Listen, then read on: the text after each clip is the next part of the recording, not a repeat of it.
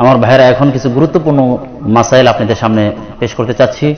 সবাই মনোযোগ দিয়ে শোনেন যে আমরা কাদেরকে জাকাত দিতে পারবো না, কাদেরকে জাকাত দিলে জাকাত আদায় হবে না, এই বিষয়গুলো আমাদের জানা থাকা দরকার।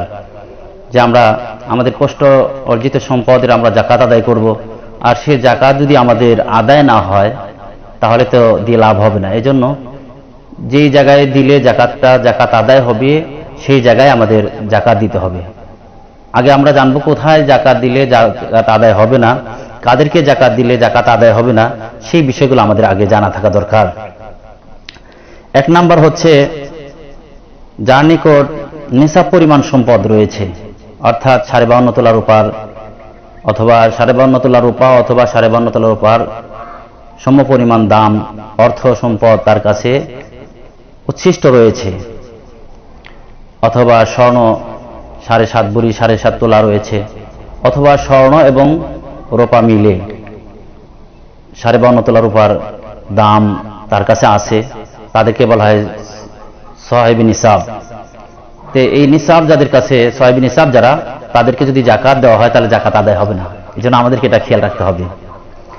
2 নাম্বার হলো সাইয়েদ বংশ যারা, তাদেরকে জাকাত দেওয়া যাবে না, তাদেরকে জাকাত দিলে জাকাত আদায় হবে না।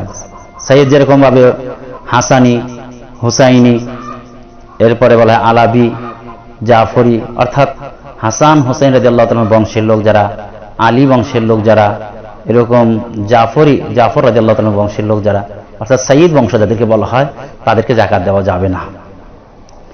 3 নাম্বার হচ্ছে জাকাত দাতার মা বাপ, দাদা দাদি, নানা নানি, পর দাদা পর দাদি, পর নানা পর নানি, এভাবে উপরে যত যাবে, যিনি জাকাত আদায় করবেন তার দাদা, তার বাবা, তার মা, তার দাদা, তার দাদি, অর্থাৎ এভাবে যত উপরে যাবে জাকাত দাতার বাবা মা, তার বাবা মা, তার বাবা মা, এভাবে যত উপরে যায়, মায়ের মা, হ্যাঁ, জাকাত দাতার মা, তারপরে তার মা, তার মা, এভাবে যত উপরে যায়, জাকাত দাতার এরকম ভাবে নানা, হ্যাঁ, তার বাবা, এভাবে যত উপরে যায়, জাকাত দাতার বাবা, তার বাবা, তার বাবা, এভাবে যত উপরে যায়, এদেরকে জাকাত দিলে জাকাত আদায় হবে না, এটা খেয়াল রাখতে হবে। এটা হলো উপরের সিঁড়ি। 4 নাম্বার হচ্ছে জাকাত দাতার নিচের সিঁড়ি, যেরকম ভাবে জাকাত দাতা তার ছেলেকে দিতে পারবে না, মেয়েকে দিতে পারবে না, তার ছেলে মেয়েকে দিতে পারবে না, হ্যাঁ, জাকাত দাতা তার মেয়েকে, অর্থাৎ এভাবে যত যাবে নিচের দিকে, জাকাত দাতা তার ছেলে মেয়েকে দিতে পারবে না, তার ছেলে মেয়েকে দিতে পারবে না, এভাবে যত নিচের দিকে যাবে এভাবে জাকাত দিতে পারবে না।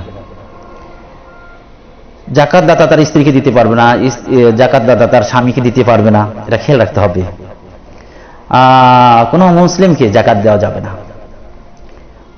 7 নাম্বার হচ্ছে যার উপর জাকাত ফরজ এমন মালদার লোকের নাবালিক সন্তান যদি থাকে, এই নাবালিক সন্তানকে দেওয়া যাবে না, কারণ নাবালিক সন্তান তো বাবার মিলকিয়াতে রয়েছে। এজন্য যে মালদার সাহেবে জাকাত, যিনি সাহেবী নিসাব, জাকাত ফরজ হয় যার উপরে, এমন লোকের নাবালিক সন্তানকে জাকাত দেওয়া যাবে না। 8 নাম্বার, এই জাকাতের টাকা দিয়ে মসজিদ, মাদ্রাসা, স্কুল, কলেজ, হাসপাতাল, এগুলো নির্মাণ কাজে লাগানো যাবে না। হ্যাঁ,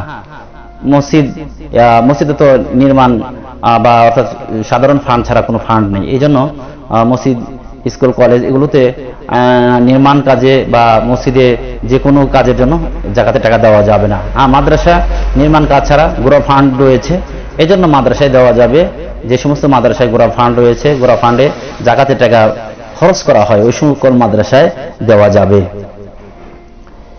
মৃত ব্যক্তিরা, 9 নাম্বার হচ্ছে মৃত ব্যক্তির কাফন দাফনের জন্য, মৃত ব্যক্তির ঋণ আদায়ের জন্য জাকাতে অর্থ দেওয়া যাবে না। মৃত ব্যক্তি একজন মারা গেছে, এখন সে অনেক ঋণ রেখে গেছে, তাহলে তার ঋণ পরিশোধ করার জন্য যদি জাকাত দেওয়া হয়, জাকাত হবে। কারণ হলো সে তো মারা গেছে, এখন মালিক হচ্ছে কি, এই জন্য জাকাত দিতে হলে তো মালিক বানাইতে হবে। আর এটি কাফন দাফনের জন্য জাকাতের টাকা ব্যয় করা জায়েজ নেই, এটা জাকাত আদায় হবে না।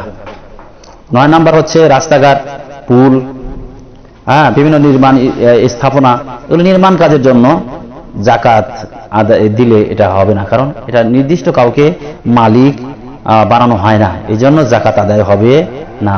এটা খেয়াল রাখতে হবে আমাদের।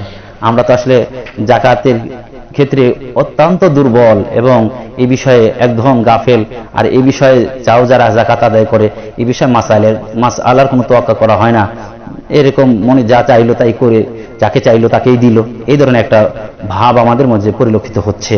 11 নম্বর, সরকার যদি জাকাতের মাসআলা অনুযায়ী সঠিক খাতে জাকাতের অর্থ ব্যয় না করে, তাহলে সরকারের জাকাত ফান্ডেও জাকাত দেওয়া জায়েজ নেই।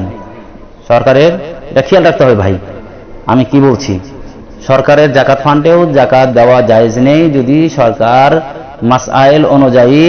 মাসআলা অনুযায়ী শরিয়াত অনুযায়ী এই জাকাতকে সে ব্যয় না করে। এখন এই জন্য জানতে হবে যে সরকার কি তার মাসরাফে জাকাত অর্থাৎ জাকাত ব্যয় করার খাতেই সে ব্যয় করছে কিনা, যদি জানা যায় এবং সে শরিয়াত অনুযায়ী জাকাতের টাকা সেই জাকাত ফান্ডে সঠিকভাবে মাসরাফে জাকাতে ব্যয় করা হচ্ছে, তাহলে সরকারের জাকাত ফান্ডে জাকাত দেওয়া জায়েজ হবে এবং আদায় হবে। 12 নম্বর হচ্ছে, জাকাত দ্বারা মসজিদ মাদ্রাসার স্টাফকে বেতন দেওয়া যাবে না। যদিও স্টাফ গরিবও হয় তারপরেও দেওয়া যাবে না, কারণ এটা বেতন বাবদ কোনো কাউকে জাকাত দেওয়া জায়েজ হবে না। হ্যাঁ, কোনো মাদ্রাসার ছাত্র উস্তাদ যদি গরিব থাকে তাকে জাকাত দেওয়া যাবে,